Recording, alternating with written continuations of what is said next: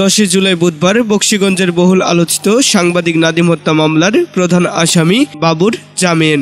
বুধবার বিকেল 5টায় জামালপুর জেলা কারাগার থেকে তিনি বের হন। জামালপুর জেলা কারাগারের জেলার আবু ফাতাহ বুধবার সাংবাদিকদের বলেন, উচ্চ আদালত থেকে জামিন পাওয়া বাবু বিকাল 5টায় মুক্তি পেয়েছেন। তিনি একটি মাইক্রোবাসে উঠে স্বজনদের সঙ্গে চলে যান। নাদিম হত্যা মামলার বাদীর আইনজীবী মোহাম্মদ ইউসুফ আলীও বাবুর মুক্তির বিষয়টি জানিয়েছেন। মামলায় বলা হয়েছে, সংবাদ প্রকাশের জেরে 2023 সালের 14 জুন রাতে বকশীগঞ্জের পাটহাটি এলাকায় সাধুরপাড়া ইউপির সাবেক চেয়ারম্যান মাহমুদুল আলম বাবুর নেতৃত্বে সন্ত্রাসীরা সাংবাদিক গোলাম রম্বানী নাদিমকে পিটিয়ে ও ইট দিয়ে মাথা থেতলে গুরুতর আহত করেন। পরদিন 15 জুন ময়মনসিংহ মেডিকেল কলেজ হাসপাতালে মারা যান তিনি। এ ঘটনায় নাদিমের স্ত্রী মনিরা বেগম বাদী হয়ে বকশীগঞ্জ থানার 22 জনের নাম উল্লেখ করে অজ্ঞাত আরো 20 থেকে 25 জনকে আসামি করে হত্যা মামলা করেন।